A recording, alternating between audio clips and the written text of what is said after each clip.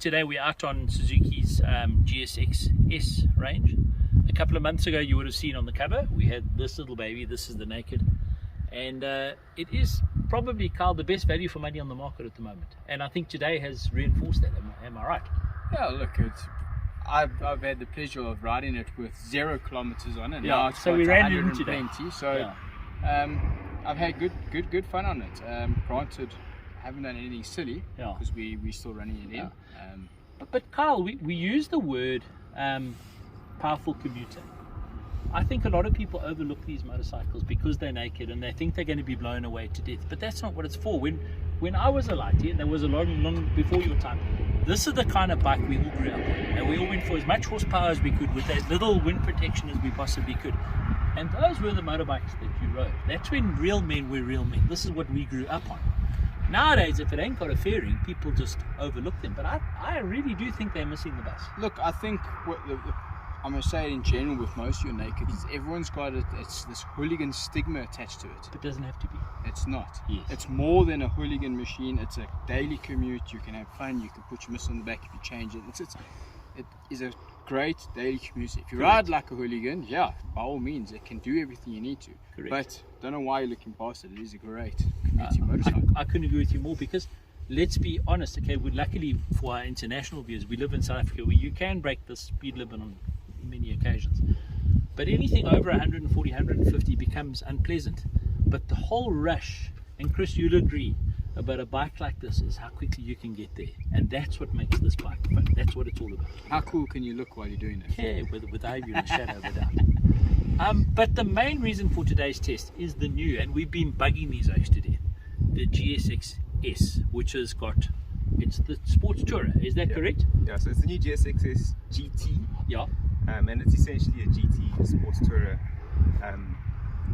A lot more wind protection than the Naked, obviously. Yeah. And the nice thing about this one now is it's got a lot more electronics. Yes. And stuff that you need when you're touring: maps, Bluetooth connectivity, cruise control, all of that nonsense. So, Color screen. and a color TFT screen. Color screen. Well done, Suzuki.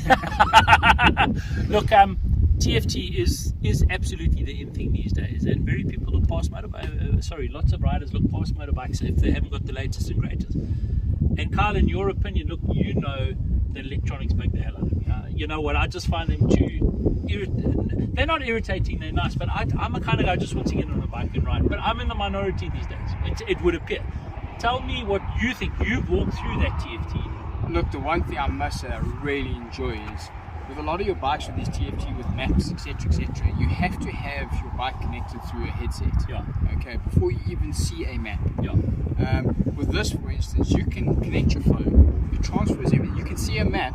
Okay, you just can't hear where to go, but the dash still tells you if you're touring, you where to turn, and etc. So for me, that's a big plus, that you don't have to have a headset to use the phone connectivity. It just makes life a little bit simpler.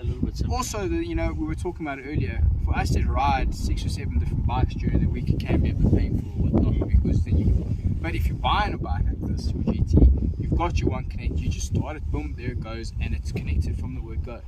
So it's very simple to use, and for me, again, it's just the pleasure of not being able to connect a headset, and it still does everything great. Brilliant. But I've spent most time on the GT today, and I just want to share my thoughts. It is certainly no slower than that. In actual fact, you can ride it faster than this because it's got the big screen. And just in case you were wondering, this is actually an aftermarket screen. It's not an aftermarket, it's a high screen. So this is the highest screen. Yeah, the higher screen. The standard bike comes with a slightly smaller screen. This is the higher screen, and yes, it's fantastic. For touring and stuff, it's brilliant. Guys, this bike is fast, it handles beautifully. The geometry and the frame, they share frames, they share engines, all right? So the basics are all there. If I'm not mistaken, from what I can feel, and certainly from what you felt tweaking it up on the back wheel, we think, and we're going to look this up, you'll see it in the magazine, we think that the wheelbase is slightly longer on this, which makes it more stable in the straight lines. So where on the naked, the front end gets a little bit lively as you fill up with air and the front gets light. And with this, because it's longer, it just stays firmly planted. But you proved it. There's nothing boring about this motorbike at all. Not at all. How many horsepower did you say? 152. 152. Yeah. 152 horsepower from a sports tourer. How much faster would you actually like to go? It gets from 0 to 200 in the blink of an eye, and I don't actually know how fast it can go because the roads we've ridden today are not long enough to get to high speeds. Is that fair comment?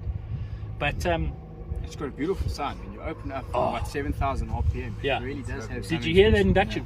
Gives you a little suck as it goes. I will say, and Chris, we've discussed this in great detail, getting used to the look of it. It's typical GSX-S. It's quite space age. So a lot of the old school buyers are going to look at this and say, but you need to go and look at it. It really does grow on you. It's definitely better in real life. Without a doubt. Don't look at the photographs. Get to your dealer and go and have a look at one. But my opinion, man, if I wanted to hop on here and go to Cape Town in a great big hurry, this is certainly one of the bikes that I would select without a shadow of it. Yeah, 100%. That's cool. Now, boys, there's a bit of a surprise. Stefan, I want you to walk that way. I want to show you what Suzuki showed us this morning. Now, bear in mind that this is not yet available in dealers. Come on, you can zoom it out and show them. This is the new Suzuki Katana. You're going to have to come a little bit closer just so you can tell people what they've done. But guys, I want you to look at this. In my opinion, maybe this is what they should have done the first time round. Check this matte spray paint. Check the gold rims. It is absolutely stunning. What a beautiful bike, Chris.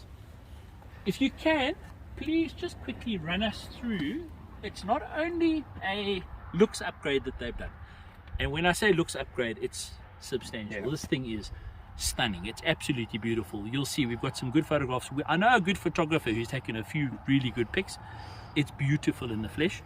It will only be available at dealers in the next month or so. They're waiting for homologation and the shipment is on its way. 3 to 4 months. Yeah. So what have they done to the new Katana? So the main thing is, first of all, it's now got a quick shifter with auto blip, so up and down, which makes a massive difference. Then it's got the same electronics package as the GSX S1000.